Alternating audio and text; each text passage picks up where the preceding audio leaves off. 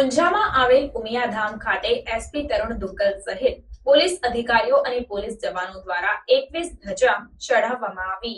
માં કુળદેવી ઉમિયા માતાજીના ચરણોમાં શીશ ઝુકાવી સૌના સાથ, સૌનો વિકાસ અને દરેક નાગરિકોની સુખાકારી માટે પ્રાર્થના કરી હતી। માં કુળદેવી ઉમિયા માતાજી સંસ્થાનના પદાધિકારીઓએ પોલીસ ટીમનું સ્વાગત કર્યું હતું।